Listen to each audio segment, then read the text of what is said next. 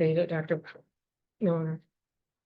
Good afternoon, everyone, and welcome to the Weston Opportunity Board meeting for the March 25th, 2024 session. We'd like to welcome all of our board members in person and online, as well as our guests that we have today in the room. We would also like to go ahead and do our roll call. Okay. Thank you, ma'am. Sharon Allen. Alicia Burns. Dr. Douglas Craddock. Present. Gina Dunlap. Present. Jennifer Hancock. Here. Tammy Hawkins. Present. Secretary Keith L. Jackson. Present. Jessica Jackson. Present. Darlene Johnson Jones. Dr. Gabe Jones Jr. Present. Dr. Mary Milliner. Present. Michael Nagel. Lyndon Fryer. Here. Christopher Romaine. Present. Desmond Smith Jr. William Summers V. Dr. Don Wade. Gary Williams. Here. Monique Quarterman, proxy for Secretary Jeff Noel. Present, thank you. Jeff O'Brien. Here. Madam Chair, we have a quorum. Thank you. So now we will move along to the approval of the minutes. The minutes for the January 22nd, 2024 board meeting were previously distributed. And unless there are any corrections, we will deem those minutes approved. And then we also have the special board meeting for the January 25th, 2024 meeting. And if there are no corrections for that, we will also deem those minutes approved. Moving along to our interim president and CEO report, Ms. Laura Douglas. Thank you.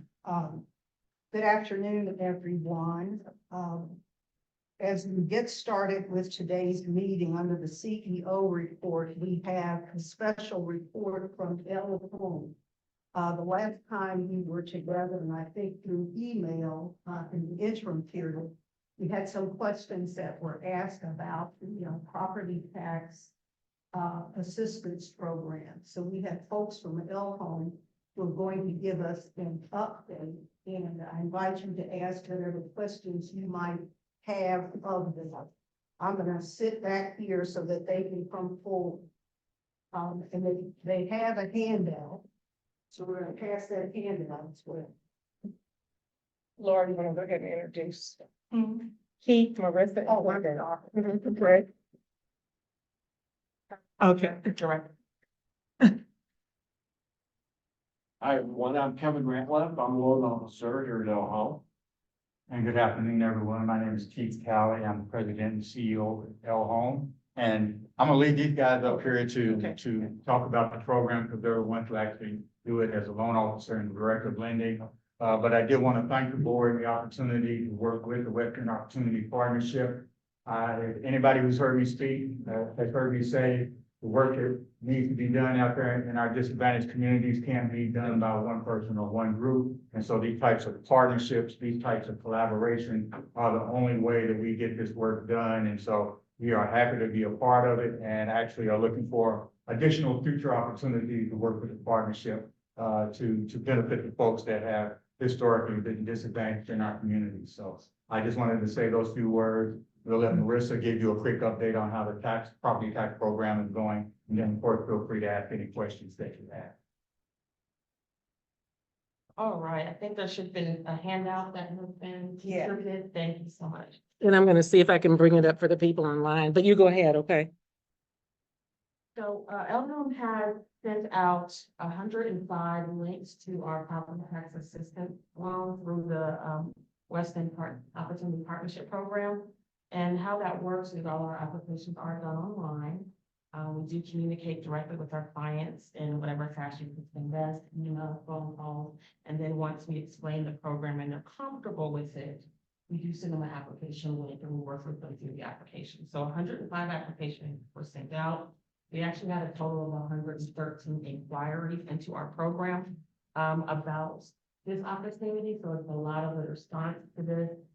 8 of those were actually duplicates. So we actually had 100% contact with our clients for the 105. Marissa, would you mind speaking up a little bit? We do have some people on the screen that we forget about yes, and so that, yeah, I've got it up there for them to see, okay.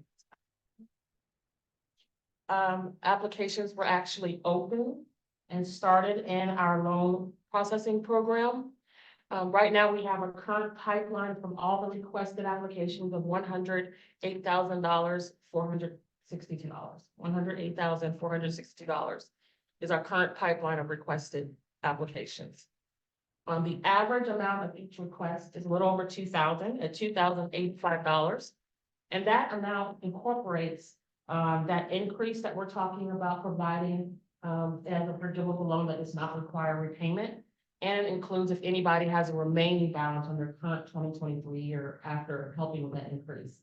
So that's their total request average of $2,085.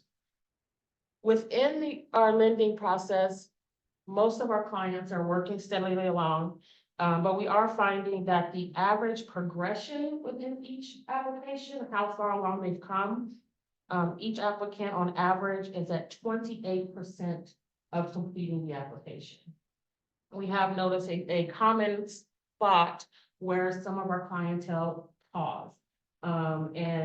Some pick up again a few weeks later, some are not getting a lot of activity on, and that's not from our lack of attempt to stay in contact with our clients. We have an automated system that sends out reminders every 5 business days of no activity. And then we also personally reach out via email and via phone whenever we notice there's a few days no activity to see if there's a reason for the pause and to be able to be a guidance and to continue on. So far, as of last Friday, March 22nd, we have actually been able to provide funding to 3 clients. And of those 3 clients, 2 of them utilized the forgivable option only. The 3rd person did take advantage of that as well, and also needed to have assistance with the remainder of their bill. So the forgivable option obviously is not anything that has to be repaid back. And so we were able to fund that immediately to be able to take care of their bill. The remaining balance is amortized at a 0% interest, so basically no interest, and stretched out over 12 months to ensure that it is an affordable option for them. The total dollar amount of the forgivable and amortized together, so everything we've dispersed so far as of Friday, has been $2,066.31. On average, that's $688.77. And the dollar amount of that that's gone to the forgivable portion is $1,358.31. And on average for that forgiven, the average amount is $453 for the forgivable portion. And again, we've only had 1 client thus far who has had the amortized portion of $708. So that $708 is what's divided into even payments over the 12 months. Right now, we do have several that are almost to the finish line. So we anticipate in the coming weeks, another 14,000 potentially being finalized through this program. Again, we guide them through along. We are aware there's another tax increase coming along on April 16th. So we're really emphasizing clients to please be able to move as quickly as they can with us guiding them, so that way we make sure that we get those tax bills paid before April 15th. We don't want to cause more. Now, I do want to point out, if someone doesn't meet that deadline of April 16th, we still will continue to help people. Tax bills can get paid throughout the whole year. So that doesn't stop the program. We're going to continue to be able to assist people as they go. I did want to point out a few options that we're seeing. Most of the inquiries and applications come from the 4 zip codes stated there, 40203, 210, 211, and 212. And primarily from 40210 and 211, they actually make up 66% of the applications that we have right now. Some interesting factors as well, since we want to make sure we're helping as many people as possible. I thought it would be interesting to know the employment status of most of the applicants in our pipeline. 51% are employed, but we do have a large proportion, which I believe this is specifically what it's made for the retired, disability, those on disability or social security income. So I do believe this program is working and making an impact to those that it is definitely geared for. And again, a voluntary question that we do ask is of ethnicity or race. So if those that did respond to that, 100% of them identify themselves as either non-Hispanic or Black or African American. I do want to point out that this has been a great opportunity, as Keith has mentioned, to be able to work with the Weston Opportunity Partnership, to be able to get the word about the assistance that we provide, and then to be able to have the benefits that this particular program offers the community.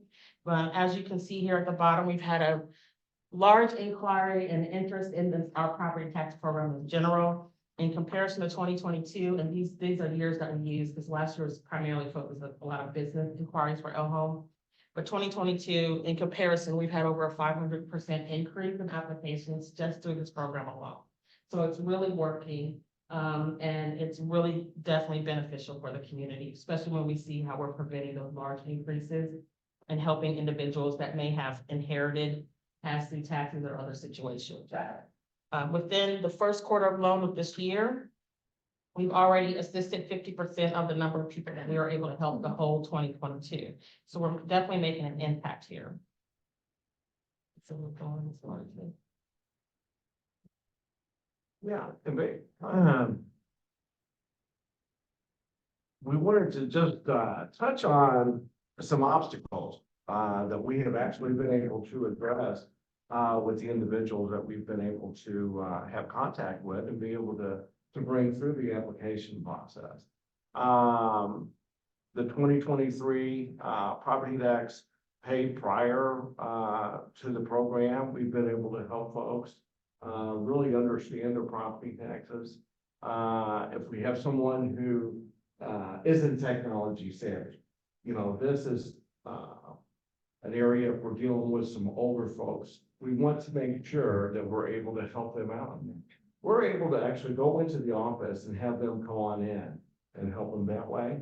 Or a lot of times what they're able to do is they're able to work with a family member to bring them through that process. As far as the income and credit, we've had conversations with folks in regards to that matter. A big one is not being able to locate your property tax bill. We are able to do this through either contacting the sheriff's department, and we also, for past bills, we're able to contact the county attorney. So we can get up-to-date payoffs on anybody's tax bill. So we'd like to try to be able to do that, but if they're unable to, if this is becoming a little bit of a situation with them, we can remedy that right away for them. And then again, just with the progression within the application, since we are really proactive on this type of application, we can see how everybody is progressing. If someone is stuck, we're able to reach out to them and be able to help them over the phone. Again, we are always able to meet with the individual if they want to come into the office. And I just want to elaborate on a couple of those items.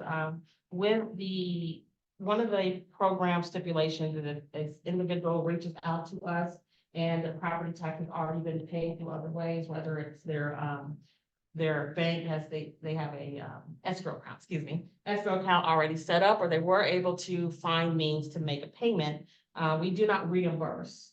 That is one of the program stipulations, is there's no reimbursement that's already paid, but there is access to a tax credit for that increase. So we've been able to pass that information along to several clients. We haven't had any negative feedback whenever we have been able to inform ways of recouping that increase through that tax credit. So we've been able to help people that way as well, with not just turning them away. And then also with the income and credit option, We are not going through looking for perfection when it comes to credit. We understand life happens. Our main focus with that is to ensure that this is an affordable option. So we do make sure that it's the 12 month, when we go that way with the remainder of their tax bill, we make sure that it's an affordable option. And I would say right now, because we are communicating with people who just haven't got to the finish line yet, it's looking like on average, those could range from anywhere from $25 to $75 a month. So we're making sure we try to keep that under $100 a month for them. And for the most part, I've had good feedback from clients. Once they understand the program, they're really surprised at the options of how it can really save them on those continuous increase that has happened to them. We've seen people who on average, their bill for the last 10 years have been anywhere from $500 to $700, and all of a sudden they're getting $1,300, $1,500 tax bills. And, with the top of everything else in life increasing, that's just one more unexpected expense that we like to be able to help them manage through. Are there any questions? Yeah, Mike. I was just gonna ask you, and this is something that, we talked about earlier, but it may be, good to share the information with everybody on the board. The, folks who came into the office to see you, Yeah. can you give us an idea of how they said they learned about the program? The primary information source that most people are telling us is through the flyers that were sent out. So I do really think that is making an impact on getting the word out there. Of the clients that have come into the office, we've really been able to, over the phone, tell them in advance what documents they need, nothing too major, and been able to work through that application while they're sitting down there and do the work for them and do all the uploading technology there. Have you had other options? And, if they are having an issue into uploading into, the lender fit platform, we also can have them take pictures and they can email us directly, and we're able to put that into the form. So really, any type of, obstacle that, any individual will run into, we are able to, find some type of solution for that. That's gonna be workable. Because, yes, sir. Yeah, other than this organization, what is the source of funding for L Homes? We have a wide variety. We have where we go for grant funding ourselves. We have partnered with a lot of organizations throughout the community. We even have some individual donations that have helped with us. And then we do have some partner funds that we come with the Metro government. The majority of it is through grant opportunities and some even loans that we have taken over the years. And we do get some federal funding also Yeah. through the CDFI, which is the Department of Treasury. So with the 105 applications and 52 open, we're about 49.5%. Yes. Decline rate. Do we know what's happening to the other 50.5? Are they just not qualified? Oh. Never hear from them? We never hear, to be honest. So we have across our board, no matter what product that we're offering, we have a policy that we try to reach out to every individual, not try, we do reach out to every individual at least a minimum of 4 times. Whether that is a mixture of email, phone calls, but we try various ways to get through. And every client that we send a link to, we immediately have a policy within 2 business days to reach out, just to make sure they got the link, if they had any problems. So that's an additional attempt to be able to talk to the person. So, but the good thing is, if they decide to move forward in 2 months, the link is still accessible for them. So there's no expiration date to that link if they do decide to move forward later on. But the majority of it has been no response into our attempts to reach. The average progress within each application, this is 28%. I'm not sure. I don't understand that. So our application is set in phases that we walk every individual through. And the first phase is just general information, access to their privacy rights, their rights as borrower, their general demographic information. And then we go slightly deeper, but not too hard to be able to accomplish, but usually we request then their tax bill, and things like bank statements, and deeds. Just as, Kevin has mentioned, we're able to get the tax code ourselves a lot of time. And we can also get a deed as well as public records. So we see that most people are stopping at that point for some reason, where it begins to ask for proof of income or a bank statement and those type of things. And that's been, just a solid cause, and we're not quite sure why, but we do see that as a common denominator of it. It's the same follow-up process. Yes, sir. And our system sends automatic reminders. Of course, that's via the application, but it's sent as a text message. So, not all our products, so every 5 days, no activity, they're getting a reminder that way. And then we also have reached out several times to most of our individuals. And there was some discussion inside of WEOP that the sheriff might offer some amnesty for people that are late. Is that something that you're aware of or something you can speak to? That is a possible option. Every person's situation is different. And so we actually have a individual that we speak with who's kind of giving us a little background on that. A lot of times it could be for hardships, and that hardship varies. They would have to write towards that. There's other situations as well, so it's case by case, but it does require extra steps on the individual to be able to do. And we have not had anyone yet to be able to take part of that, but we are looking forward to being that, continuing to be part of our program that they go on. Thanks. And in anticipation with, this 40% increase, that's where we're anticipating of running into, that situation there. Yes, because that is a sizable increase, that comes from than 40%. And that is not a 40% of the base. That's actually the 40% on everything that, you know. So someone's base bill in November was 1,300, and by now their fees have got them to 1,600. That increase that's gonna hit on April 16th is 40% of that new amount with all fees and everything. So we're anticipating some people may have not been active to this point as much, maybe reaching out and trying to push their application through before then. We are sending notifications out through our lender fit of that increase as a reminder, and to be able to ensure that we have the opportunity to make those payments, because we are physically making the payments for them. We are asking people to make sure they get their applications finalized in a timely manner.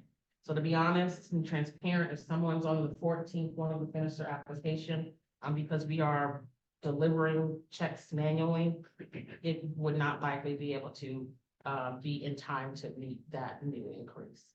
The 14th. One more question. So you said the postcards that were sent out were effective, Mhm. and we are, we're 3 weeks away or whatever. What can both WEOP do and just us as community members do to bring attention to this program? And sounds like you're pretty busy already, but yeah, So we like. how can we, bring the participation in this up and help our community? I do know that the neighborhood meetings Through the neighborhood. have been a good resource. I know there's several topics on the agenda usually there, but that's a great opportunity to have many people there already. I'm not sure about another round of flyers. A lot of it is just getting out and reaching directly to the clients at this point. A lot of other things, trying to do it through mailers and those type of things might not have enough time frame to get out to individuals. So we're just trying to spread the word ourselves individually by reaching out as much as we can. And hopefully, if we, as you guys are pillars of the community, if you have opportunity to be in front of the community, it'd be a great time to remind them of these increases and that we're able to help them with 0% interest applied if it has to go that route at all for repayment option. And what we're hoping is, since we've been able to, hopefully help quite a few people, that word of mouth will be able to take off into the neighborhoods and be able to build, those numbers for us as the years go on. That's, I think word of mouth, especially in Louisville, means a whole lot. And talking with neighbors and knowing that they're going to be helped is key. Yes, sir. Yeah, one clarification on the, increase on April 16th. Yes, sir. Is that on the total tax bill or is that on the increase from It- 2022? Oh, I'm sorry, great question. So it's on the total 2023 bill. Okay. So how the program works, just to be clarify, the increase is in comparison for the current tax year in comparison to your 2022 base bill before any fees were applied. And we're able to provide a forgivable loan for that amount from 2022 and at this point, the 2023 bill. And that 2022 bill will be used continuously going forward in comparison for every year. And after that, after we take care of that increased amount, that's when if they still need continued assistance, we can put that into a loan with 0% interest stretched out over the 12 months, including fees up to that point too. Marissa and Kevin, part of what you talked about was providing information to folks on how to apply for the tax credit. And Mike, I know you raised some concern about whether or not we were doing enough to make people aware. Do you have any ideas about additional steps that can be taken above giving them the information on how to apply? Well, I mean, I think, before I answer that question,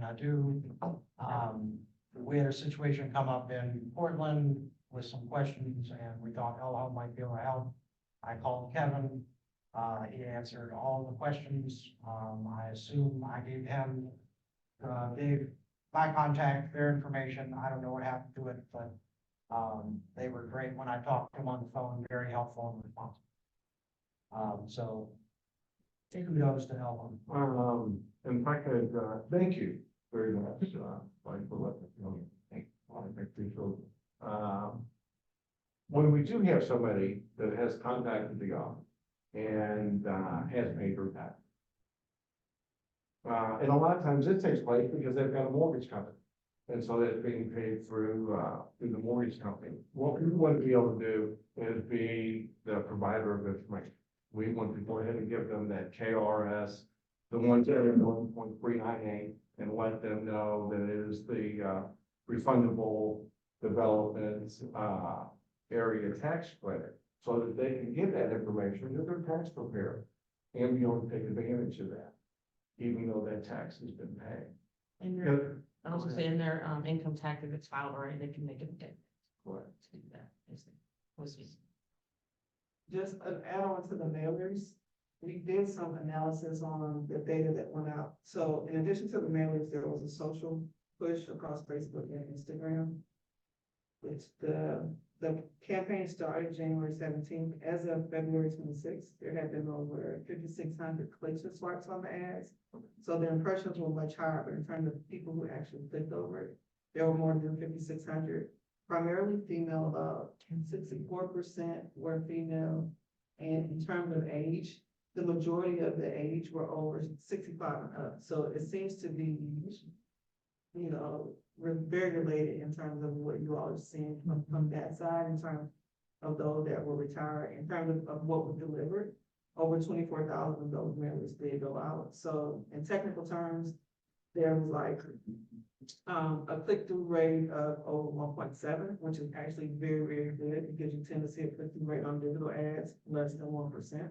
So it seems to be that a lot of people did click on them. I know that I saw them in several feeds where people reached out saying that they had seen them. So I think that the mailers absolutely, because that was a direct filter to those. But there seems to be a lot of interest even digitally in terms of the program. It was just through February 26th, and the campaign will run until April 15th. So what's happening online will continue to run through that time. And we're also posting on the social handle for Facebook and Instagram on the partnerships page. And I just wanted to make a couple of comments real quick, because you were asking what you could do. All of you folks I know probably sit on other boards in the community, in your church. We're dealing with a community that has been lied to numerous times. And so getting people involved, they're going to listen to folks that they know, that they trust in the community. So one of the best ways to do it is for you to use your network to reach out to folks that you already deal with, that already know you. And that's gonna help us get the word out. That's gonna be beneficial. And then the other thing I wanted to make you aware of, and we were working on it prior to this opportunity and in partnership, with the West End Opportunity Partnership. But, we have a bank that we are in discussions with and providing an escrow account. But one of the things we want to make sure is next year, we don't have the same folks in the same position having to do a loan. 'Cause we're talking about particularly folks that are on fixed income. There's only so much additional excess disposable income that they have. So they can't just keep piling loans on top of loans to cover the property taxes. And so we feel comfortable we will have an escrow product that they can put 15, 20, 25, however much they need to a month away. So when that tax bill comes due for 2024, that money will be available to them. So I'll keep you abreast of our progress with that. We've reached out to our consultant to make sure that our involvement as L Home doesn't run afoul with any of the Department of Treasury guidelines, because we are regulated as a non-depository institution. And so we have to make sure our facilitation of those escrow accounts don't get us into any hot water. So as soon as we hear back from them, we'll be able to follow up. But that's the back end of this, which is to make sure that folks are taking care of that liability for a future year to come. Thank you.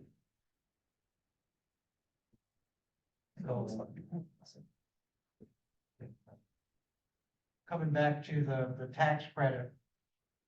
And I sent an email to everybody. Section 3(1)(q) of the statute says that we'll develop a program that will raise awareness of the income tax credit established under Section 8 of the Act. To establish individuals in the development area, or enable individuals in the development area to timely pay property taxes by lending funds on a short-term basis until the refundable tax income credit is returned to the individual. And 3, assist individuals residing in the development area and qualifying for the income tax credit by filling out returns or other paperwork required to claim the credit.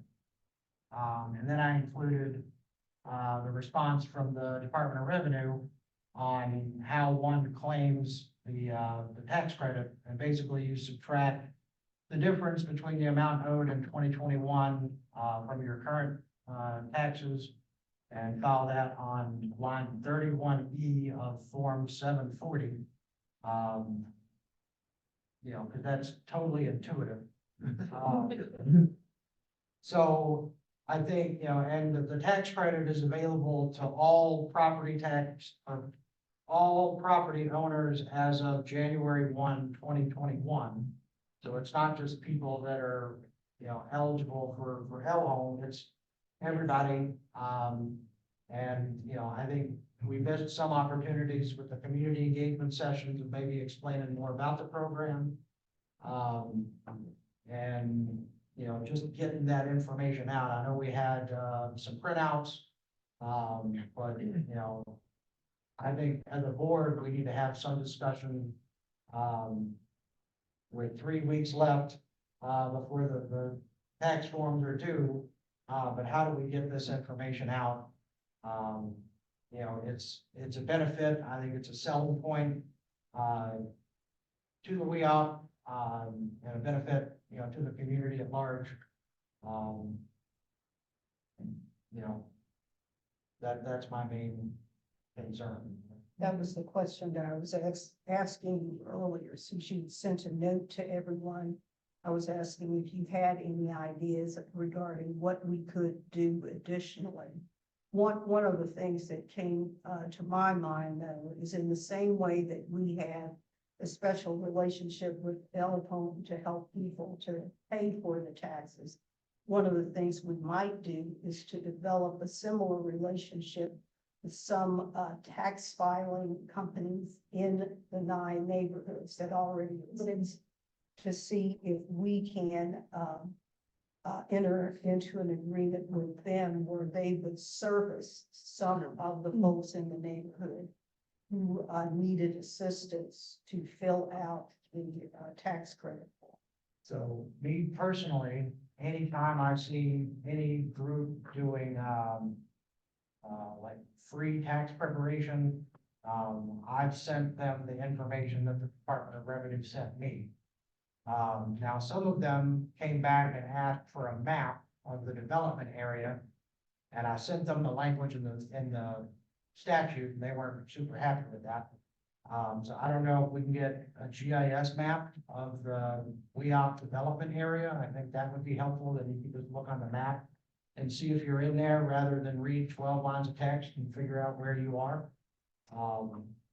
And then, you know, anybody that knows, you know, send it to your CPA. They probably have, you know, your name, they're doing your neighbor's taxes and they don't know about it. You know, promote it on social media. You know, any of the, anybody, you know, if your Aunt Flo does, you know, taxes on the side, make sure that she knows about it. Ideally, I think like a postcard would have been helpful, but I don't think the accountant did that this year. To address your concern, my suggestion, is that, the sheriff office sends these tax bills out. If we put a little small line at the bottom, listing the phone number of El Home, and mentioning that they will help in, with your taxes, you're getting 100% response, because that bill is going out to those residents. So everybody that you're trying to reach, you're reaching in that tax bill if you have that line at the end. So that would be my suggestion. Yes, and we did have, Kevin was with us when we went to the sheriff's office. And they promised that on the next cycle for next year's bill, we will be able to do exactly that. Thank you. That'd be very helpful. Yes, You know, and actually, I think we were gonna try to meet with them maybe in August Yes. this year, Get it and rolling. be really proactive on it. Be able to, just that, and they were very accommodating. Mike, to your question about GIS map, I was just looking at our economic development's webpage. We do have, a map of the development area on we have a tax incentive page and a map called TIPS. And that development area is up on our website. So I'm afraid I could send Okay. you that Thank you. website. And can Thank you, send Jeff. our- Okay.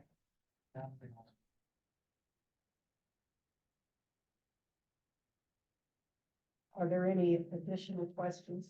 Anybody up here have a question? No, I can take that off now, sorry. Let's see if anyone online has a question. Does anyone have questions online?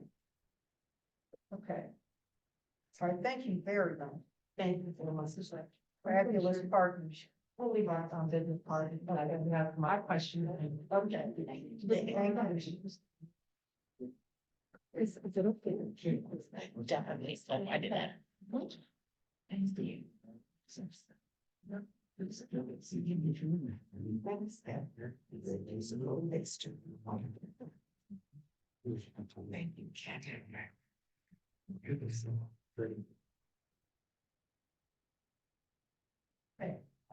So let's continue, and that report was given as part of the CEO's report. And I want to continue with my report. I have something rather important that I think we need to discuss together. And this is not a mystery. All of us have seen the press coverage concerning the activity around Senate Bill 259. We've had internally an exchange of email, and there have been some postings on Facebook, et cetera, regarding the activity, Oh, I got it. regarding activity that I undertook.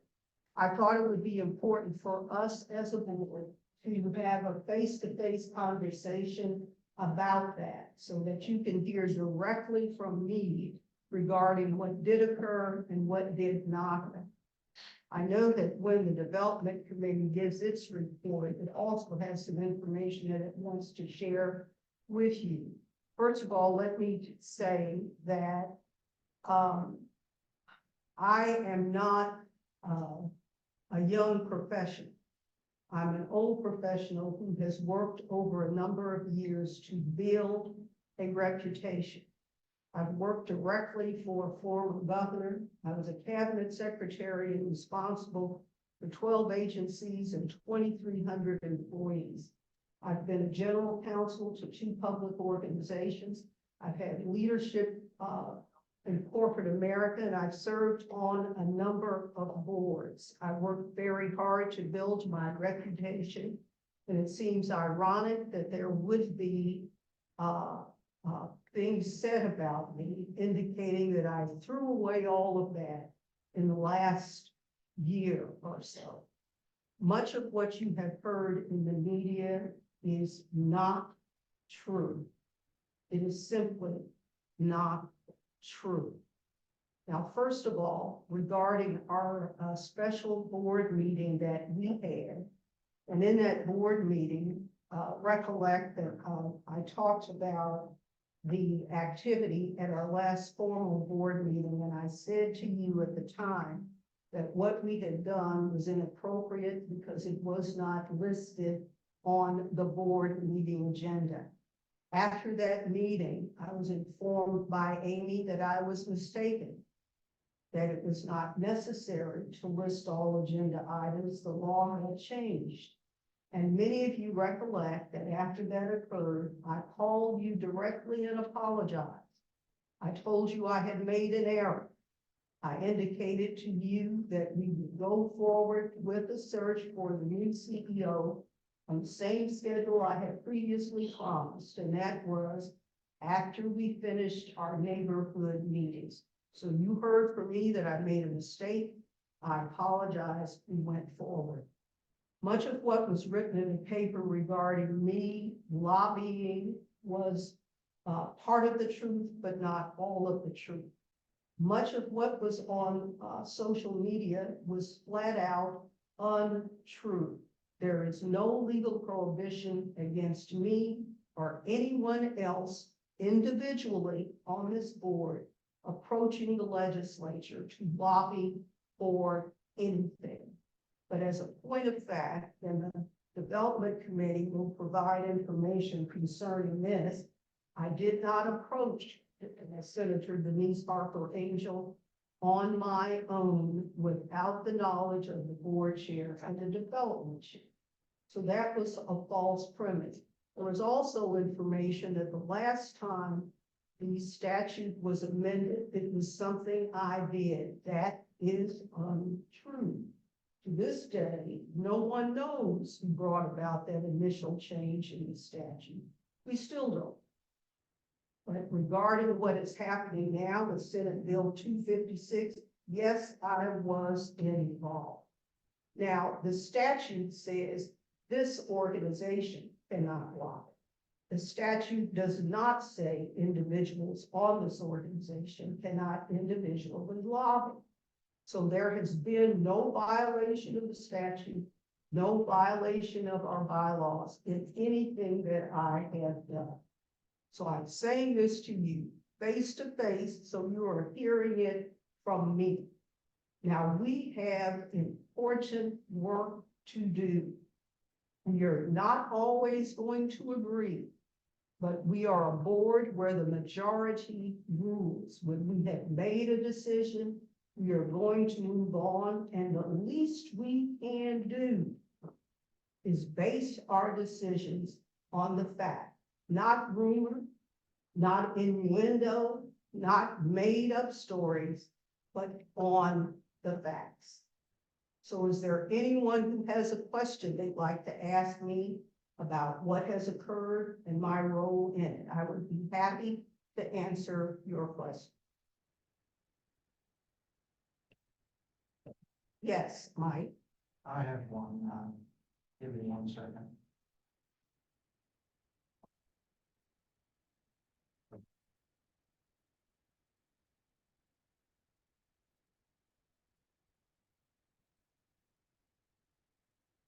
So, I don't have time to find the email, but I mean, I was told specifically by Denise Harper Angel that you reach out. I did. I'm not denying that. So I did reach out to her, and there is no prohibition against me doing so. And I did that with the knowledge of the board chair and the chair of the development committee. Each member of this board has the same right. There is nothing that prohibits you from contacting a representative in the General Assembly. That is established Kentucky case law. The statute that says that this board cannot lobby means we cannot lobby in the name of this board. Statutes are read in conjunction with case law. Case law is also the law in Kentucky. And Kentucky case law clearly establishes the right of members of public boards to approach people who are legislators. So I'm gonna read the statute, and it says, the corporation shall not engage in any political campaign activity or substantial legislative activity. Your argument is that you're not representing the corporation, No, even though you're the face of it. no, that's not my argument. My argument is that statute is a prohibition against the corporation lobbying or undertaking political activity in its name. And that's a question for Amy. That statute does not prohibit individuals from doing it. So let's set that aside. I think, Senate Bill 259, the premise of it is that organizations that don't follow the bylaws, let me read one of your quotes here. On March 21st, you said to the House State Government Committee, we are in a very unseemly circumstance where we have folks who are sitting on the board who do not believe that they have an obligation to abide by the board's laws. If this piece of legislation is not passed, those individuals will feel empowered to continue to be abstinent and to continue in their failure to give the organization its due respect. Is that what you said? Yes, absolutely, and I believe that. And so you feel like you've abided by the bylaws. Yes, I do. And let's talk about, giving the organization its due respect. You said that you knew, the chair knew, and the board development, committee chair knew. I don't understand why the rest of the board couldn't know. You remember the note? I would like to speak to that. Yes. I plan to share this in my committee report out, but I think it's proper that I do so now. Our board development committee met on Friday, and I want to summarize for you, for those who aren't on that committee, what we discussed and want to publicly take some responsibility for the failure to communicate. I want to start by saying, I think it's important that we separate Laura's actions from the sequence in which many of you were notified, and the fact that many of you were first informed by the media, which I regret. That is never a way that we want our board to receive information. This moved quicker than I think anyone anticipated. Had we believed it was going to move that quickly, and in retrospect, we would handle that very differently and have a much more proactive communication strategy. So I want you to hear me, Mike, and for the rest of you who may have similar concerns, what I shared at board development, which is I humbly take accountability for that. I wish we could have a do-over on that so that I could proactively inform you, because I know it left several of you feeling flat-footed, worried, concerned, and it has created a conflict on our board that I'm personally committed to helping repair. So I want to honor that. I want to acknowledge that. There's nothing wrong with taking full accountability for something that we wish could have happened in a different sequence.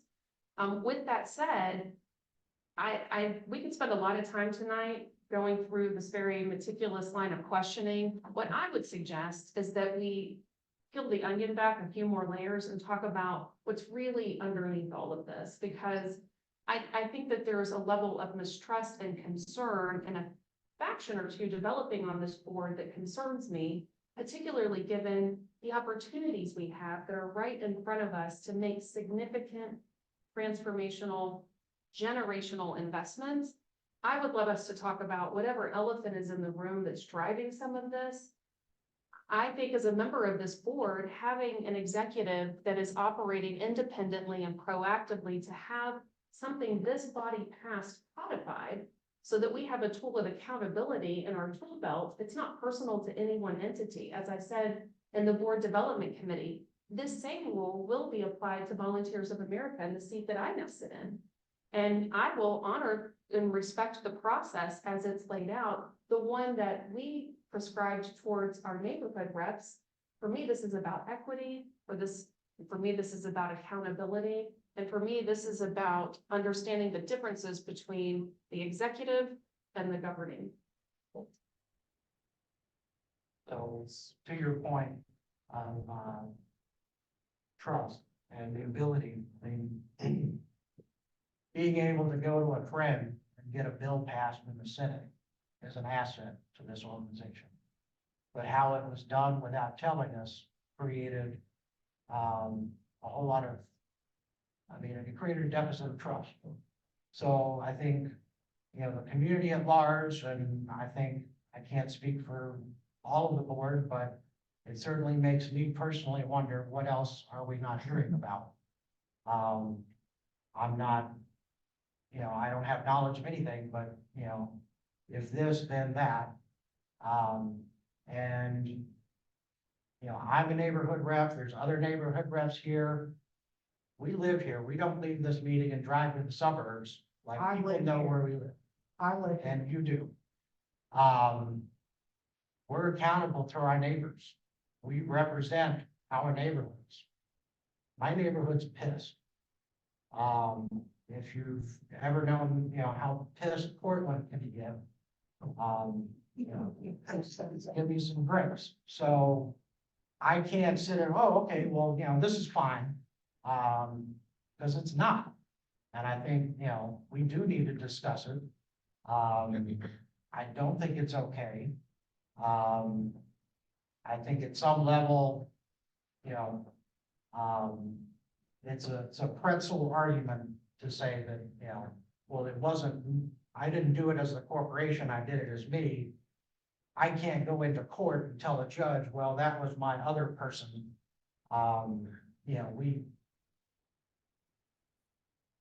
You were acting on behalf of WEOP. And when you talk to the Senate committee, you said, a public board, we're a public board, and therefore a motion or direction from the board is not necessary to authorize me as the CEO to approach any member of the legislature for assistance. And this is, of course, is a principle that has been well established with Kentucky law. So I feel like on March 6th, you were representing WEOP, but on March 25th, you're representing Laura. So there's a concern. That's your conclusion line. And that's true, but I feel like I listened You about what your conclusion is, but I'd ask you, you note that I have not criticized you for your testimony. And I regard you as having a right to speak to the committee. You spoke both to the Senate committee and to the House committee. And that was perfectly fine because that is your right. So, and that was a reaction to what you did, and they're not equipped. well, whatever it was, Mike, you did it, okay? Now, let me say again. We have important business to do.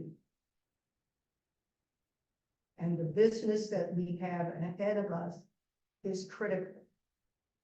We talk many times about the community's distrust of what they see us do, what they hear us say.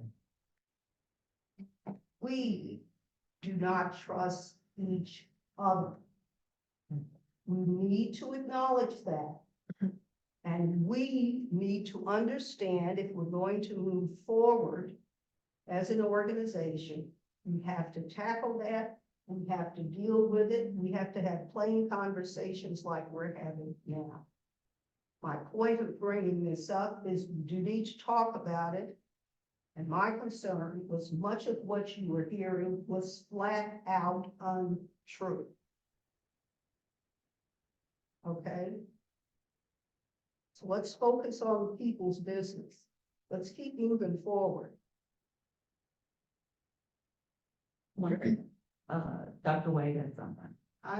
firstly want to say on the record, Mike, you don't speak for all of us. I totally disagree with your stance, and I think that your preparation and you going to Frankfurt to speak was your opinion. You may represent your neighborhood, but I don't think that you speak for everyone on the board. So I just personally want to say that I'm not here to debate that. If they were able, if you took that to Frankfurt and they were able to vote on it, it seems to have passed and vote, then I'm okay with that. My question to you all is it final? Is it at a point where we can now take that and move forward? And if so, then what are the next steps that need to take place so that we can continue doing business as it is? I'm not here to debate the merits of what you said or what the statute said. If it was voted for by those representatives, then it's not for me to debate at this point. But I do agree that the feelings here have gone beyond a business aspect where this is business and now it's a personal. And I don't feel comfortable having those discussions or making it feel as if you're attacking this person. Let us talk about the business at hand and decisions that have been made instead of making allegations of your friend or everyone. Let's not talk in that space. I can only speak for me as a representative from the mayor's office to say, I have no problem as to where it stands. If it has been approved and that's the case, then what are the timelines? What are the benchmarks so that we can move forward? So we can stop debating the merit of what has happened. Because having it not been legal, I don't think we would be having this conversation at this point. So I'm ready to move forward. It's 5:33, and I think we're supposed to conclude at 6. So what else do we need to do to move this forward? Okay, that aspect. I know that the matter is before the House today. It has not been called on the floor of the House. So where the bill stands is passed the Senate. It has been recommended for approval by the committee, by the House committee. It is on the orders of the day in the House, which means that leadership has listed it, that it will be, that to be called for a vote. That's not a guarantee it will be called. I've just been monitoring. It has not yet been today. We are in day, I should have known this off the top of my head, but there is not a lot of days left in the session. Thursday, they're in through Thursday. Then they are out for what's called the veto period. So that the governor has a full 10 days to veto. Then we have 2 more regular days where they can come back and override vetoes. So if it passes any time in there, whether today, tomorrow, Wednesday, Thursday, or the 2 days at the end of the session, and then either becomes the law because of range signature or it doesn't sign, or if it's passed before the veto period, he vetoes it, override, then it would become law in July, because the bill does not have an emergency provision. So it is 90 days after the end of the session for it. That was way too intermediate, probably, but that's procedurally where the bill sits. Mr. Pryor, you had a comment? Yeah, so, I want to differ slightly from what Mike has said, but have significant concern, you all, I've got to all of my emails regarding this. And the issue that I've had, is not that this was illegal per se, but that. Linda, would you speak up to make sure they can hear you? Sure. Thank you. The issue that I have had is not that this was illegal, but that it was improper. And here's the reason, because specifically what you have asked for is something that is going to change the statute that governs this board. So in effect, you are changing the bylaws of this organization. And you are doing so by going around the board to do that. When the legislature passes this, it will supersede our bylaws. And so I do not think that it is proper that any individual without knowledge and particularly approval of them should have the ability and the authority to go out and seek the legislature's involvement to essentially change the governance of this board. And that for me is the problem. I think it sets a poor precedent. Had you all wanted to do this, because the language that was written into the legislation is not the same language that we passed. It goes beyond that. Had you all wanted that language to be a part of our bylaws and the way in which we operate, bring it back to the board. We can pass it. We can do that. We can do all of those things without the legislature. We do not need the legislature in order to do these things. And so to go above the board and to do so without the board's knowledge and permission is in essence to go around the board and change our bylaw. Now, I don't think that's a precedent that we want to set. I personally just don't think in general, everything that we pass as far as bylaw needs to be codified in the statute. I think that is going to make it very difficult because if in 2 years, 5 years, the board wants to change it, now you've got to go back to the legislature in order to get those things done. Those same people may not be there. Those same people may not have the same propensity to want to change. Who knows what will happen in Frankfurt every single session. And so you're setting yourselves up to locking yourself into positions and into structures that you may not be able to get out of. I don't think that that is wise from an organizational standpoint. And so that is my significant issue here is that we have effectively, or you have effectively gone about changing our bylaw without coming through this organization to do so. And that is a concern. It should be a concern for all of us. Just as a legal member, so everyone understands. Speak up, Amy, so they can hear, please. Mm. The legislature, we are a public agency, and the legislature, as the policymaking body for the state, gets to set the rules for us. So it doesn't matter if Laura went to Denise Harper Angel, or if any board member went to any of them. The legislature controls, and they get to make the rules. So here, if the legislature deems this appropriate to pass, that is their prerogative. Now, as far as whether or not this could have been done by bylaw, it could not have because of the structure of the legislature. The bylaw that was passed did provide for asking for 2 nominees from each organization. But under the existing structure of the statute, if an organization refused, there was no way to deal with that refusal because of the structure of the statute. So that was the point of an amendment and why it had to be done as statutory. You can debate whether that is appropriate, but that is the legal reason because there was no way to effectuate the bylaw if we had a constituent who refused to comply. And what you could have done, or what Laura could have done, is simply brought that to the board at the time in which we went to the staff, at the time in which we passed the bylaw, and said, hey, you're going to need a statutory amendment in order to enforce. That's all that is required. And that allows us to say, okay, at the time in which we vote, we're going to go ahead and vote with that in the knowledge. Now, Amy, to your point about that the legislature governing, they do. But in this particular instance, somebody was asked, I have talked to multiple legislators who said they would have done absolutely nothing had it not been asked for. And so to suggest that this would have just happened anyway is absolutely not true. It happened because we had. You did not suggest that it would have happened anyway. Nice comment was the legislature, it takes more than 1 senator to pass a bill. So if this had been proposed and did not get enough support, then it wouldn't happen either.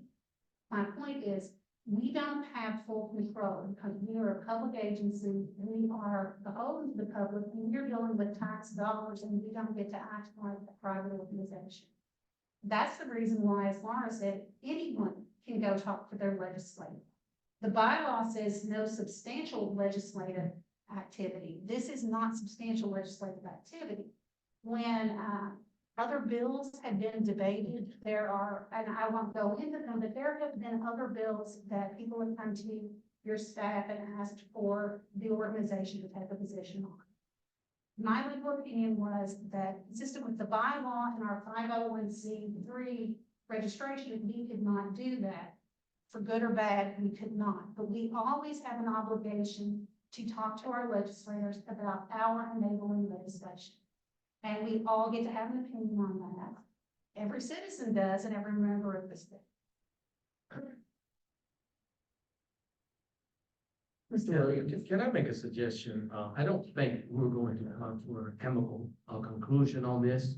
So as opposed to debating this endlessly, can we move on to the current agenda so that we can address the present concerns that Ms. Douglas has talked about? I'm not saying don't talk about this, Father. I'm just asking that we table it. Okay, so on the agenda, we had Mr. Morris that was supposed to speak. but he is unable to attend. So as of right now, that will put us at committee updates. So you have the board development chair, Jennifer Hancock. Dr. Molinar, just a couple of more updates on the status of our vacant board seats. I want to let you know that we do have a new representative from Simmons College, and that's Dr. Walter Malone III. He is the selection of Simmons. As a quick reminder, Simmons, like the University of Louisville, like the mayor's office and the governor's office, are exempt from the board policy that we are seeking 2 nominees from each of the institutions or entities. So Simmons has brought forward Dr. Walter Malone III. Rita and Laura have met with him. I've met with him. He's eager to join this body. He was unable to be here this evening, but he's committed to joining us at the May meeting, and he looks forward to being a part of this organization and this board. Onto the financial seat. So this is one of 2 seats that we have been actively seeking nominations for, the financial seat as well as the philanthropy seat, or formerly referred to as the foundation seat. We did have 2 nominees that came from Community Ventures Corporation, and several of us had an opportunity to interview Kevin Smith, the CEO of that organization. However, we didn't have our entire committee present for that interview. In the meantime, we interviewed a second nominee, Ms. Cherie Hawkins. We met with her on Friday. And at the conclusion of that second meeting, as the committee was discussing what's the appropriate course of action, given that we have 2 very strong nominees. And I just want to say, one of the ways that I've been thinking about having 2 nominees is using that as a way to build our succession pipeline. Many of us are going to eventually move off of this body and thinking about bringing on the next generation of leaders behind us. So that's part of how we frame this for Community Ventures Corporation. They were both very eager to be considered, but given that we didn't have our full committee in that conversation with Kevin, we've asked to postpone the decision until we can bring him back in front of our 2 committee members. And we're hoping to get that scheduled in the next year. So we're working quickly on that. The other seat is the foundation or philanthropy seat. I just want to call to this board again for any nominees that you may have for us to consider. We've been out there fishing, but we've been fishing unsuccessfully. And so at this time, that seat remains open without any candidates. And then one of the things that Rita is helping us with is a calendar of when other seats are coming due for re-election, so that we can be more proactive. As this board is going to normalize that, just like we're having conflict today, this is a board that's in its infancy still. And we're still building those structures and those processes and systems so that we can be even more proactive, meaning a couple of our term limits snuck up on us. And so Rita is helping us build out a calendar so that we can get 2 to 3 months ahead of a term expiration so that we can begin that recruitment process and have ample time without causing a flurry of activity on everyone's calendar where you feel like they're scrambling to get to a committee meeting before a board meeting. We want to give ourselves 60 to 90 days in advance of that term expiring so that we have ample time to recruit and interview nominees and make a sound decision. Those are my updates for this evening. I'm happy to take any questions. Yeah, I have a question. I think we just bypassed everything. Like, did somebody make a motion to table it for the minutes? Did somebody make a motion and somebody second it? Or is that not, Robin's rule or what that just went on? So are we tabling that? Is that what we doing? Let's go ahead and close that out because I don't think that we did, right? I make a motion that we table other discussion until a later date. I second. Motion passes. It's table. Who's second? Who's second? Sorry. We start with her. Was that Arlene? Thompson Jones, I'm sorry. All in favor of tabling the discussion, say aye. Okay, thank you. Thank you. Okay, so questions for Jean? Yes, so in light of the action pending and for. Bless you.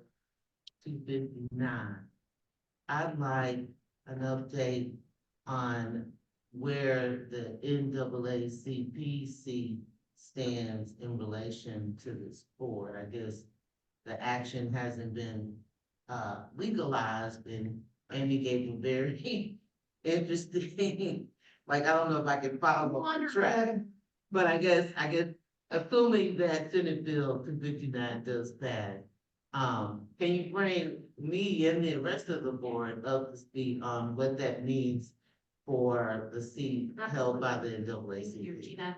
Before I answer that question directly, let me take you back to a prior board meeting when I gave you the update that I had been in communication with Mr. Cunningham as the CEO of the NAACP. I had mentioned at the time that I had extended to him the information that we had passed a new board policy requiring 2 nominees. He explained to me the rationale for why he only wanted to put forward a single nominee, felt strongly about that. But after discussing that further and me really reinforcing and sincerely pleading with him that this wasn't intended to target any one organization, again, using myself as an example, he offered to take it back to his executive committee, which he did after the November election. I remember this vividly because I talked to him in October and we had a brief conversation and he advised me he really couldn't devote any more energy to this until after the gubernatorial election. So we talked again after that election. In fact, the Friday after that election, I committed to calling him back before the week's end. We had a conversation on that day and he let me know that he would be convening the executive committee of his board. And when we circled back, he told me that they would be unwilling to comply with this policy. So as a courtesy to him, I told him at such time, we are in a position to know what to do because the way forward was uncertain, that we were going to put the NAACP board seat in abeyance until such time we had some remedy for this. To your question, Gina, now, if this piece of legislation passes the House and is signed into law or whatever way that it is finalized, I will be personally reaching out to him to let him know of this, to find out what his prerogative is in terms of how he wants to handle the board seat. So I will absolutely have that conversation. And it would not be effective until the middle of July. And unless and until, I know your term has technically expired under state law, whether it's a private corporation or a public agency, holdovers still have all of the rights of a board member. So you are still a qualified board member in that seat unless and until something happens to replace you. And so the time frame horizon might be mid-July. Thank you. Thank you. Ms. Hawkins, do you have another question or did you just forget to put your hand down? Yeah. Okay. Anybody else? Mike? So I think we've got 4 neighborhood seats, including mine, expiring on the 28th, and I think, so 3 days from now, I think Amy answered some of that. What's the process? I've looked through the bylaws, there's, the process explained for the initial seating, but not, beyond that. So is the board development committee talking about what that process is gonna be? Yeah, thank you, Mike. So the next steps, we're gonna get that calendar from Rita so that we can appreciate on an annual basis those terms expiring. We have that document, but we're gonna calendarize it so that we know in this next quarter, those are the seats we need to deal with the following quarter, et cetera.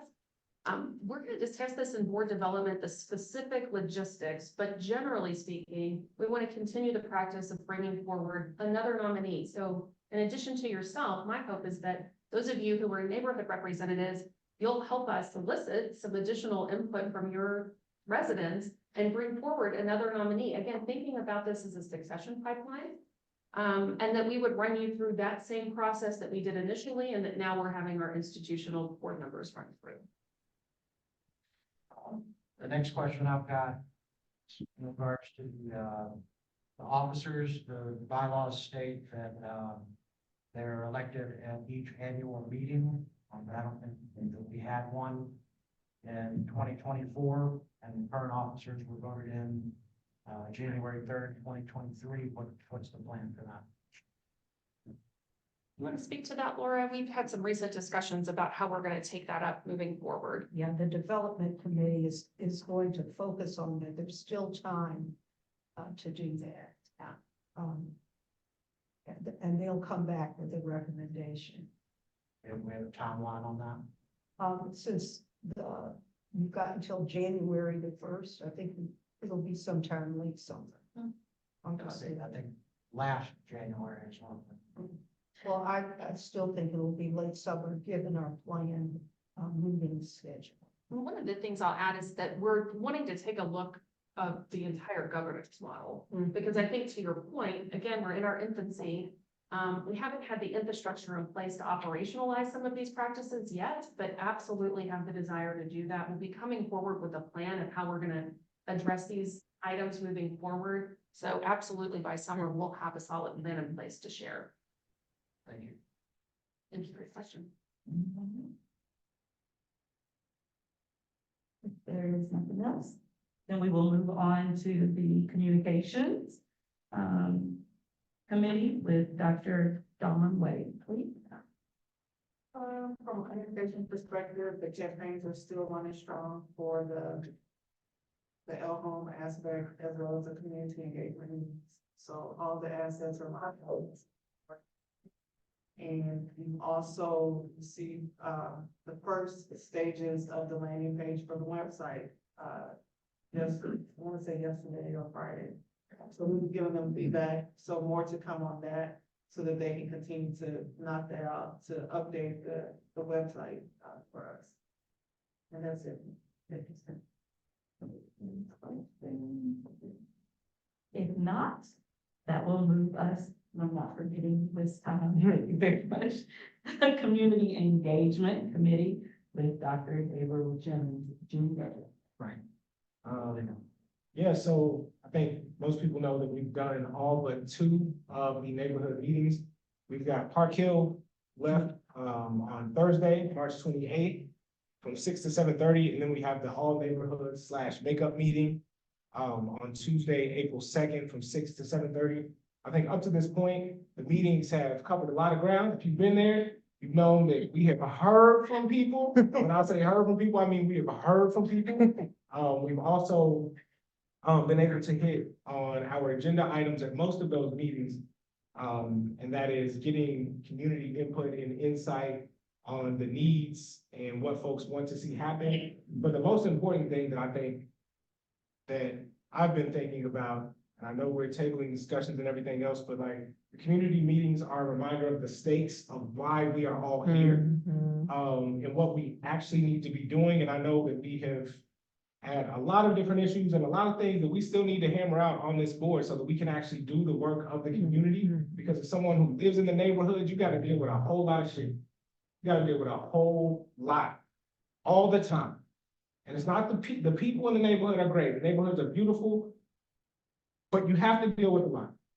And it's frustrating. And we've got a lot of things to address, and we have to actually get to a place where we can do these things.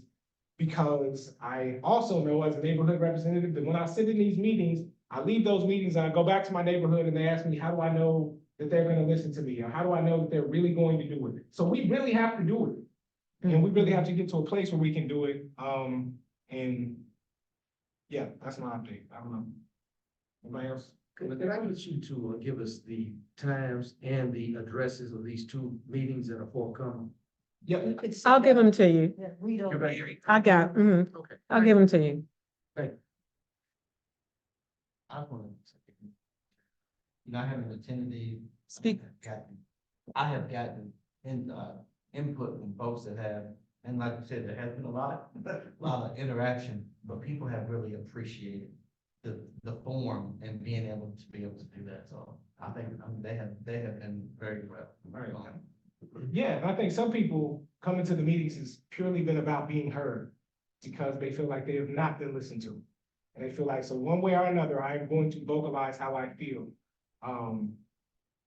Yeah, and so we've listened. I think most of us already know what the deal is, but now we gotta get to a place where we can do the stuff.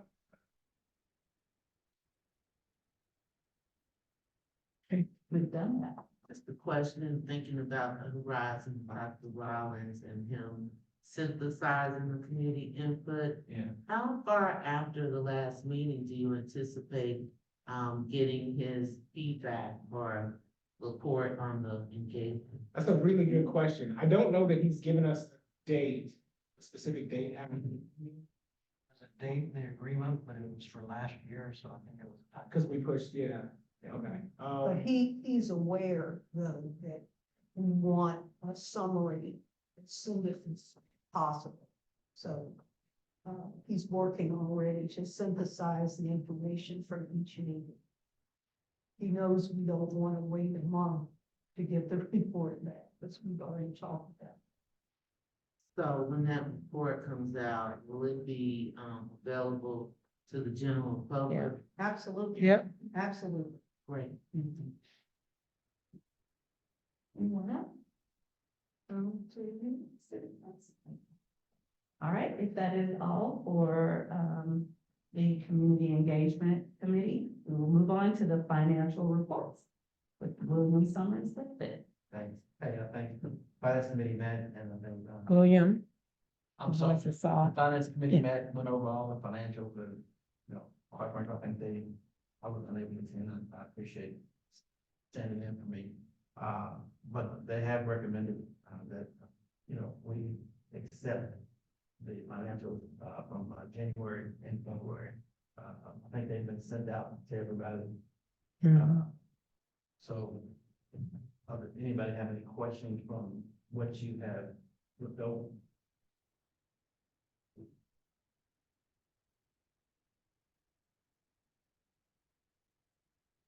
Okay, I mean, if there's not any questions on any of the, you know, part of the expenses, But I did, William, sorry. I noticed, at least looking at the 2 months, is our payment for this coverage, is that every other month? Or what is our contract? How often are we paying? That's 70,000, about $17,000. we have her monthly, but I think we get to, That's more than 1 month. right. Yeah, she's getting it to where it's paid every month. That was more than 1 month. That was several months. On that, How do we, my thing is, we typically, I know we have a monthly, we typically, but we have to pay her monthly, we. Right. She submitted the bill, but I mean, going forward, are we gonna plan to pay her monthly? We gonna Yes. Pay her quarterly, monthly. so, to Mhm. your point, I think that we will pay her monthly, but the bill that was submitted, I think was, if I was. At least 2 months, Yeah. if not 3. Do we have time? Yes. Yes, because it had to specify how much they would be paid. Board? And there was some delay initially on, them submitting bills. So that's why it was couple more than 1 month. To his point, Kim, I don't think that whatever contract that we have, has the board seen the contract that we have with them? I mean, Okay. okay, if, I think we did have a board discussion about it. When she came on, yeah. I'm trying to think back. Yeah, yeah, Okay. because Lyndon came, you haven't even been here a year yet, so there may be some things that the other board is privy to that you may not. So anything that you'd like to see, just let me know and I'm happy to oblige. Any other question? Budget? I'll take it. Can I ask a quick follow-up? Can you tell me what page are you? I'm sorry. I just want to find what you were looking at on the document. The February financial. Okay. There is a payment, $16,000 some odd dollars.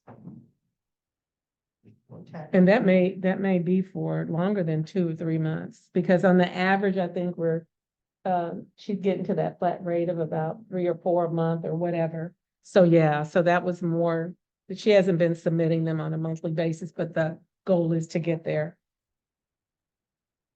A chip to the budget. Yes, I think kind of picking up on that, we're 2 months into the calendar here. It's not unusual in a young organization to not have a budget. You don't have the bulk of your revenue yet. The plan is that the finance committee is going to meet next month and then consider a budget and bring it forth before the board at the May. Maybe.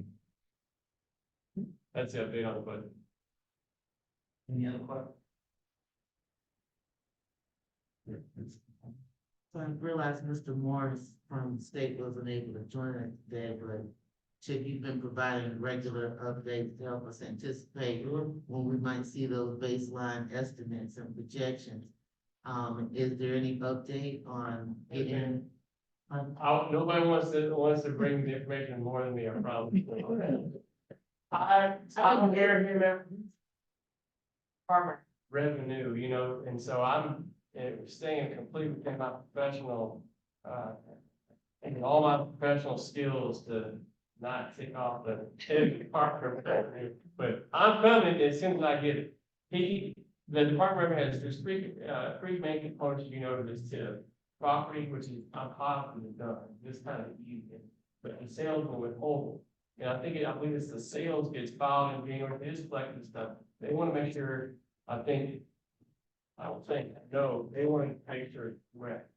And if they put it out and they establish the base and then they come back a year later and they say we made a miscalculation of base, that creates issues with trust.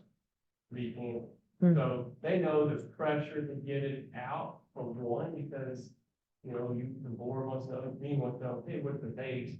But they gotta get it right. I talked to Gary, last week, I talked to him this morning, and the commitment from the Department of Revenue is they are working on it, they wanna get it right. He will come to the board himself to present and discuss and address what his view of what what the base means. So, it is just the base, there will be no projection. It's impossible to project. Sales tax, withholding, and that kind of thing. So when she comes, he's just gonna say, this is what we went through. I think it should be illuminating in terms of, I think 13 square miles, a little over 13 square miles will be illuminating the number of businesses here, that kind of information. So anyway. He's coming in May, Chip, is that correct? Yes. He's agreed to come to the May meeting. Correct. He needs to get clearance to do that. It's not just like you or I, saying, hey, I'll be there. He has to get clearance. Yeah, It's a process. that's why he wasn't with us today. Sorry, that's why he wasn't with us today. I'll speak up as well if that's okay. Okay. Monique Kirkendall Quarterman here. Just to back Chip up, I have also heard within state government about that calculation issue within the Department of Revenue. Thank you so much for being so diligent on that, Chip. We're really working from the inside to see if we can get that straightened away as soon as possible. So thank you for staying so diligent. Thank you. Any other questions? I might call a special meeting when I get it. So silly. Now, if we don't have any questions, the committee recommends approval. Do we need to vote? Just to accept the financial. All in favor? Aye. Any opposed? Tap. Now, Chip, I think you're gonna talk about the question that were asked, when you have anything else, you can move up. No. All right, so that will take us to old business. Any old business? Any old business? Yes, Ms. Dunlap. I see there's an item on the agenda, number 10, for recommended meeting schedule. I know in previous meetings, we had discussed going to a bi-monthly meeting calendar. But I don't think we ever voted on that as a board to adopt an every other month meeting schedule. And so I realized the staff let us know that we would not be meeting in February. But I just wanted to get clarification. Is this now an every other month meeting, or do we need to take formal action on it? No. I don't, We don't need to take Formal formal action. action on the meeting schedule. So we can just organize it around what's most convenient based on the business that's coming in. But that's my understanding. Yes, it needs to be though, for regular meetings, it needs to be posted on our website for public meetings purposes, but we can set our own meeting schedule. There's no requirement under the statute of any particular frequency of meetings. So just sort of in line with some of the themes from today about communication, trust, understanding. When we were in committee meeting on Friday, I didn't realize this meeting would only happen every other month from here on out. I thought that there would be some discussion. I'm curious if other board members were aware that we're now meeting every other month. And if you're comfortable with it, and I'm just saying like, those types of things I think are great for open discussion to make sure that everybody has the same understandings. I realize people have life obligations and this is not necessarily their, primary priority. So I'm not saying I oppose it, but just in terms of setting precedent and expectation about how this body is going to move. And if we are actually operating as that's why I'm bringing the question. Because I thought this was a once a month meeting. may I say something? Yes, ma'am. Gina, it has been for almost 3 years, once a month. And there's been a number of board members we've had general conversations about the frequency of board meetings, the possibility of going to every other month. I think somewhere down the road, there will be consideration. Amy may be working on it with regard to an executive committee. That's not on the table yet, where the executive committee would meet every month. The actual full board, some full boards meet every other month, some meet once a quarter. It just depends. And so that's what we're trying to get to. So I guess I would ask the question, does anybody object to meeting every other month? As opposed to every month? It took no action. Well, I didn't know that there was a vote that needed to be there's a vote to talk about the schedule. So I will take responsibility. I did the agenda and I put it on the agenda. So if it's a problem for the majority of the board, please let me know. Well, let me just say, number one, it says recommended schedule. So it's not saying that this is set in stone, because we know that there are days that we have meetings scheduled and then we have to change them because of other obligations, because of holidays, these kinds of things. It's not saying that this is set in stone, that it's every other month. And as we've all discussed, we did talk about this being every other month because of everyone's schedules, their schedules outside of this. So once again, it does say recommended, it doesn't say this is set in stone. But if this is what we're looking at, and because we still have our neighborhood meetings, and because we're looking at having an executive board, we would like for everyone to see what is recommended. If you have a problem with that, just like we said earlier, then you should probably voice that. But you said you didn't have a problem with it, so. Right, I'm just pointing out, we last were together in January. We had a regular meeting on the 22nd, and a couple of days later, we had a special call meeting. Then we were talking, there would be no February. Right. And so are we to just, like typically a public organization would have a calendar, a schedule, so that you can tell the difference between a regular meeting and a special meeting.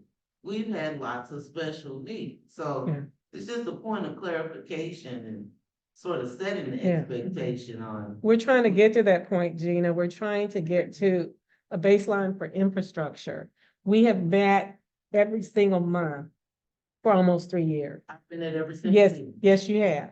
So we're trying to move to the next level, to the next phase. And I'm just saying, with that information it'd be great to have that proactively put out for the board's benefit as opposed to. Well, it's just been put out. Do you have an issue with the every other month, Gina? I'm putting it out for everybody. I know, I'm just asking. Yeah. I'm just putting it out for discussion and clarification. Okay. Mr. Monet. I'm somewhat concerned about the every other month, the simple fact of finishing up the neighborhood meetings, you know, within a couple of weeks, and then we're not going to be together again until May. So I'm assuming, Dr. Gabe, I'm gonna talk to you about the thing that community engagement is gonna continue to be. Yeah. But what I would also ask is that at least getting some kind of report from Ms. Laura and from Ms. Miller, you know, in those months that we're not meeting. We're not gonna be meeting. I'm assuming this stuff is still gonna be happening. Yeah, committee meetings will continue to meet monthly. And I'm assuming Yeah. partnership work is still gonna be. Yeah. getting done. Absolutely. So I would ask that, you know, we stay at least Informed. informed of what's. Absolutely, Chris. I agree. And Yeah, so I was just gonna answer your initial question. I remember talking about it. I couldn't, like you said, I couldn't remember what we decided. As it relates to also, I learned like a year ago, I got ADHD, so we just assume I forgot. Just assume it's me. But I don't have a problem with meeting, bi-monthly. I think the committee meetings, specifically our community engagement meetings, are gonna be important to continue to happen Mhm. so that we can, report to folks whether we meet or not. But yeah, just to. And Mr. Nagel. And I shared some of the same concerns with Chris, and I'm not against bi-monthly meetings. But the timing of, you know, the conclusion of our feedback sessions and then not meeting till May. What's great about having the meeting, on a monthly basis or whatever, everybody has it on their calendar. If we have something that comes up that needs to be addressed, it's already on everybody's calendar. We don't have to, 21 people coordinating is a lot. So what I want to avoid is if we get in a situation where we're having a lot of special meetings to address this, that, and the other. Not everybody's gonna be able to attend those. So if we do, I would just, say it now so that if we have to in the future do that, I think that's not fair to everybody that can't attend, so we would need to look and see, adjust that. Anybody else? May I add to? Yeah. Hi, Monique Kirkendall Quarterman here for the Cabinet for Economic Development. Of course, I have to say with a grain of salt that we do not have a vote, and I am serving as proxy for Secretary Knoll. But the senior leadership of the cabinet, anytime that we have public meetings or board meetings, we do aim to schedule them in advance up to a year. And the reason being is that with our schedules being so crazy, if we want Secretary Knoll in person, it is much easier to know the meeting dates and time in advance. Just adding that extra quip. Thank you, Monique. Thank you. Anybody else? If there's nothing else, that moves us to new business. New business. Okay.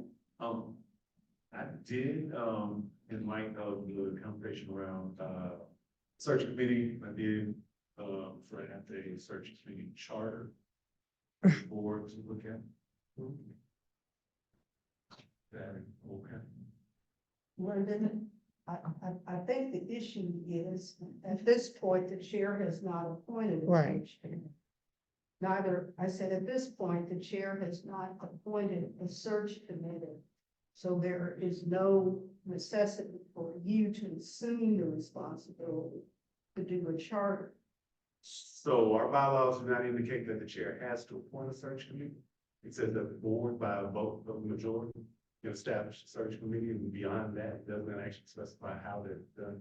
At our last board meeting, we did, folks were able to raise their hand, and since then have been able to raise their hand and say if they wanted to participate in said committee. I said that I'm more than happy to. The board, if the board approves a search committee, that does not negate the authority and ability of the chair to appoint and have the board vote on. At this time, she has not designated a search committee. That's not occurring. And also, recall that we had a discussion about what's contained in my contract. I am now an employee, but I have signed an employment agreement which talks about my responsibility regarding the search. So I would be reluctant to take that, to circulate anything that you have put together, because I question whether or not you have the authority to do it at this point. So again, I just want to say, you keep referring to establishing search. There's nothing in our bylaw that says that Dr. Milner or the chair has to appoint a search committee. So that There's language, something in my contract that says it was my responsibility to do the search. no, your contract states that you were responsible for selecting or searching for a search firm. It does And not that have is any- part of the search. It is part So, of a search. so It is to not- take any steps now is premature.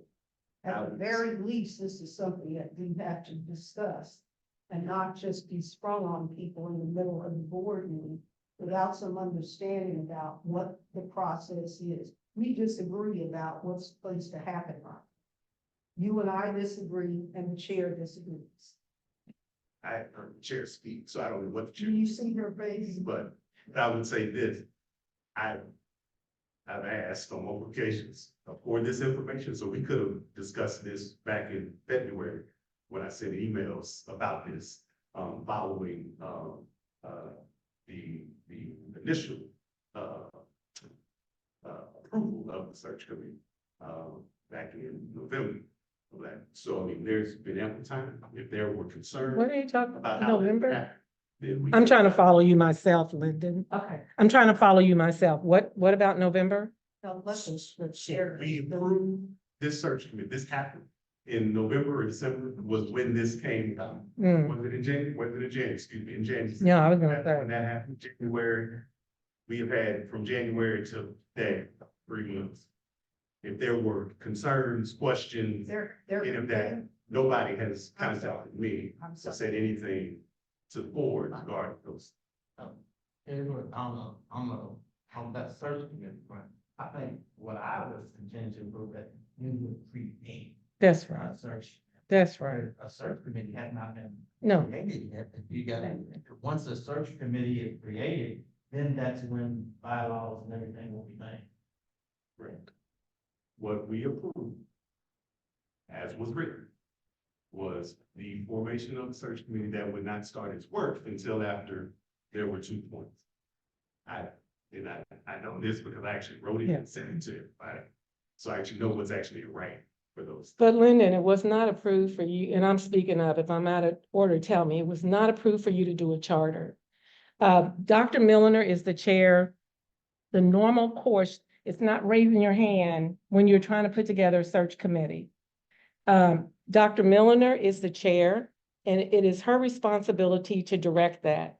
We're trying to finish this meeting. I'm about at my wits' end, you all. I may need to step out because it's so argumentative on everything. And so we have got to get past this because we do have work to do. Linda. You all stated something that is not written. That's all I'm saying. So it's fine, And your, but you If can't. we need a charter, Amy can help us with a charter. How we form committees. Dr. Miller. Okay, so Lyndon, to your point, you haven't heard me say anything because you keep talking. And I'm not trying to be mean or anything, but you do. Now, here's what I need for you to understand is yes, I have been working on forming a search committee. But no, we are not getting ready to do anything until after all of these neighborhood meetings are finished. You don't have the authority to tell me what I'm going to do and when I'm going to do it. And I love the fact that you are ready and willing to volunteer. And so we can move forward if there is anyone, because when we had this discussion, I asked if there was anyone that wanted to be on the search committee. You said you would, fall on the sword or whatever it was that you said. I asked several people and no one said that they wanted to be on that committee. Now, you noted that there's people who wanted to be on the committee. I asked, nobody said they wanted to.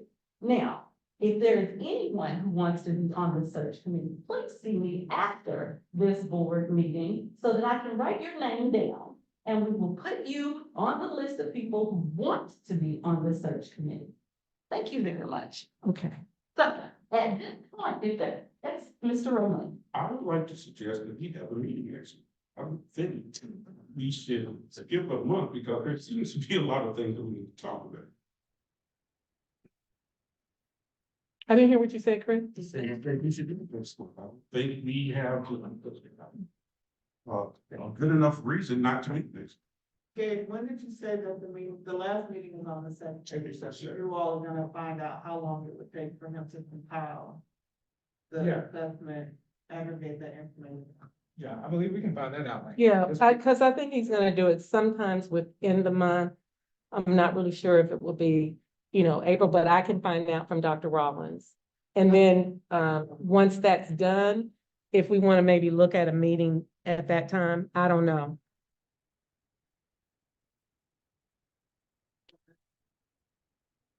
We should have the meeting without that information because it concludes in April so that it's actionable and we can start thinking about next steps. So maybe we wait until we get that information from you in terms of when that information is available so that we can then digest it and then be prepared to meet maybe. And maybe even if that's not plausible, I know that the meeting right now is scheduled towards the end of May. Mhm. Maybe we bring it up closer, earlier in May so that it works well with when that information is available. Okay, that sounds good to me. Okay. And Tammy Hawkins, you have your hand up. Yes, ma'am, I do. I wanted to chime back on something that was just said. One of the things that I know I did say that I didn't want to be on that board, but if you're needing people to be on that board, I don't have a problem to be on that board. And as far as if we should have more than more meetings, if we're trying to get things done expeditiously, like I just heard, and we're trying to move everything along, then it would seem as if we would need more meetings than just once every other month. I think that one of the reasons that we can't move forward, because I'm constantly hearing, different people around the room say that, for one, the level of respect. We can't talk at a person. Everybody was selected to be on this board, no matter what their role is, so their voices can be heard, whether it's from a community standpoint, Metro Council standpoint, whether you like it or whether you don't. Voices, and again, I believe that somebody else said that you're not going to like everything that people say, but you still have to allow that level of transparency. I think that's where the trust issues is coming in at. We can let people say what they want to say respectfully, but at the same time, you have to allow them to get it out, because when you try to stop people's voice and we try to shut people down, that's where the level of trust comes in, and people feel like something's being hid, whether you like what they say or not. So I just wanted to say that, but whatever you need me in whatever capacity, Dr. Miller, as far as that search board, more meetings, just whatever we need again to, just to kind of move this on expeditiously, being that I'm hearing that a lot of people are beginning to feel like that, that it's being stagnated.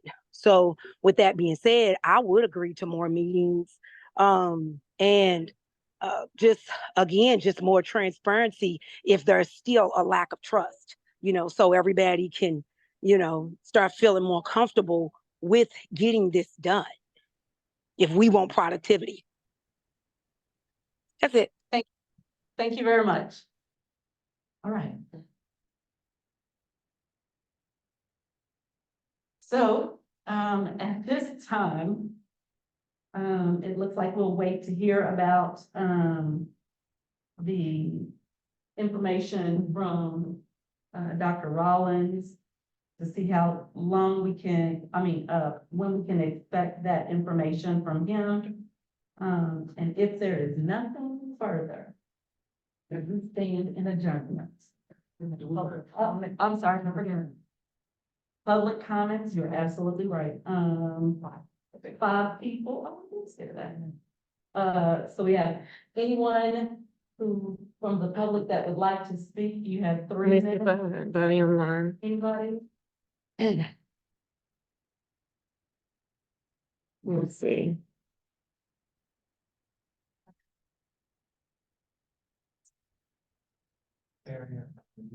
I don't have any hands up.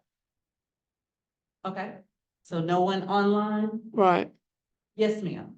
And could you, state your name? I have some shiny resident. Barney, can you come over closer so the people online can hear you, please? Thank you.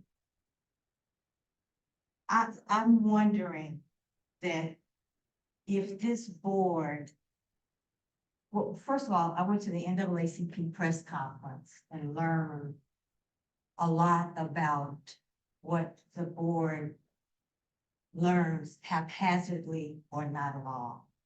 And that theme has been reinforced today. And it does not give the community any confidence that that will improve. The other thing that I learned in that press conference is that those that ask questions are labeled disruptive. And the questions that we've heard today have been very informative. So if it gets to a point where you pick folks that are nice and quiet and palatable and don't ask questions, the community is not going to be well served, which we never thought it would be anyway. The other thing is this, and I say this because I have a lot of respect for Laura, her experience that she brings to the table. She's been a go-to person for a lot of entities. But I do wonder if this particular entity that is for the community, in terms of the grassroots part of things, as opposed to, let's say, TARC and other corporations, if that's what it is, there's a lot different about dealing with grassroots community people. And in no way, I wonder, in that broad experience, would someone like, you know, that has had that kind of experience have bypassed the board? I do wonder that. And I say that out loud because I'm not a two-faced person. And people are wondering about that, and it should be put on the table.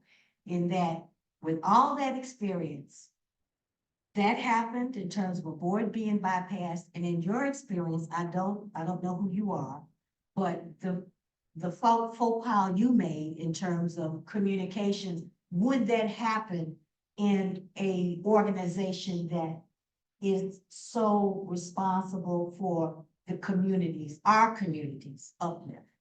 So there's a lot of legitimate reasons not to trust this board. Well, the main one being, you don't want questions. I gave you 4 minutes, Bonnie. Question, except For for her time left. I am happy to hear other people ask questions. Thank you, Ms. Bond, for your comment. Yeah. Anybody else?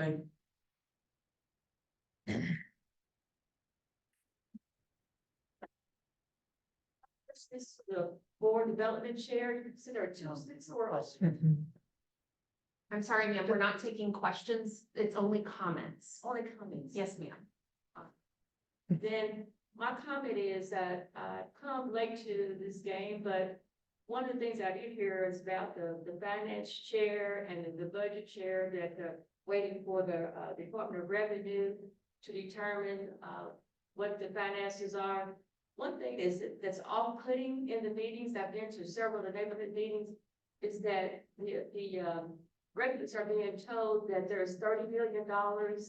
Laura's been real good about telling us how that money was contributed to the board, but it's always that we got 30 million plus. We don't know how much it is, but we got 30 million plus. To me, that's off-putting to have that money and not know how much money there is. Thank you, ma'am. Anybody else? Amira Granger, Chickasaw Neighborhood.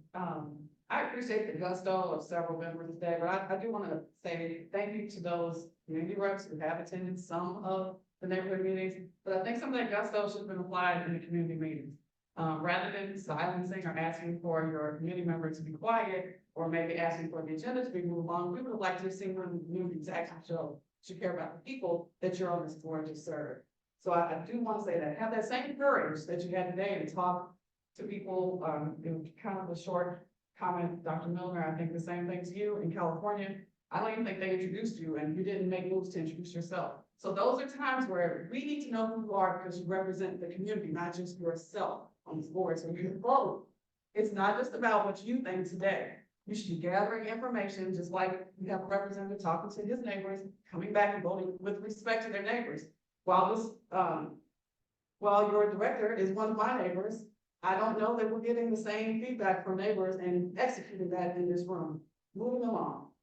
I'm interested and curious if information is consistently shared with you all. Looking back at some of your videos that you've uploaded, also going to Frankfurt twice recently to witness the hearings before the Senate, or looking at it online, I hope that you all look at it too, because what it says to you might not be exactly how it happened. And so I'm curious to know if materials are timely being shared with you as well as consistently being shared. I know I witnessed a meeting before, people said that something happened in committee, it really didn't, it was put across the board as though it did, things came out, we had to reconcile that. Seems like the same thing happened with the board development committee, I'm not really sure, but I only watched the first part of it, but it's very interesting that the attorney was heavily involved in the beginning. A lot of people on the committee, I'm not really sure if there were people absent, but some of the same people were the ones going to Frankfurt that were unable to think to tell the board ahead of time. Just something for you to keep in mind. If you think that everything is upfront, and for the people to believe that you are doing what you need to. I'm concerned that paid members of the WEOP are the people at the helm of this. So you see, Amy went to Frankfurt with Laura the other day. She's on camera at the table, speaking to it. I have an issue with that if she's a paid person here to not only guard what you do, but to protect the community. I have doubts about her judgment if she would be involved in that and still not think to say, hey, we need to inform the board because she thinks it's fine. Moving on with that point. As a community member, I'm troubled about several things with that. Also, I'm troubled that the only thing you offer with the board who moderates over this 30 million, a little bit of money, a big amount of money, whichever way you see it, is an apology. Seconds. Sometimes we apologize for it, and that's just how we feel with it. Rather than being upfront and honest. For sidestepping. Thank you. It has been 3 minutes, Amira. Has the last. Mhm. Thank you. I would give my 3 minutes to Ms. Grant. No, no, There's 5. No, there's 5. She has right to step up in September of 2023. Amira, are you changing her 3 They minutes? were going to put out all the members and the things of their time on this board. That probably has not been put out to you because you were talking about it today. So Jennifer, I'm sad to hear that Rita still hasn't put that together. It's been several months. Lastly, there's a reason for them to keep stalling, wanting you to have meetings every other month, but still pushing other things. And you can't have a meeting every other month. You can't necessarily have that report right now. We'll take this discussion, but things are still churning. Be careful of that. All right, so we have another 3 minute, one more person. One more person? Yes, ma'am. Yes, thank you, for being here, as always. I know that many of you are not paid members of this board, so, oh, sorry, I'm Kayla Washington. I live in the Russell neighborhood. I have no choice but to put great faith and hope into this board. It's here, it's happening. So I would hope that you remember my face, you remember my neighbor across the street who just was able to purchase his house from the Housing Partnership after 20 years of paying rent to multiple nonprofits. What happens with the money is obviously very important to me. I'm invested in this community, I'm invested in this neighborhood. I want to put this down, I want to walk my kids to school here. So the general vibes as an elder millennial, I'll say, are a little bit, they're a little sour right now. And I just really hate to see this opportunity squandered because you can't ask constructive questions or you like to, that thing that people like to say when they say, oh, I'm just brutally honest, but it's really, they just want to be like extremely rude to people. That's like kind of what it feels like sometimes. So yeah, just from an outside observer perspective, someone who's gone through, high school, let's keep it professional is what it feels like from a community member's. Thank you. And that takes us to, all right, open board discussion. We're past our time. We do that when we have time. Oh, that's right. We don't have time for that. Shoot, we're finished in 06. And so, it is now 6:36. And if there is nothing further, then that will take us to adjournment. Thank you very much for your time. Thank you all.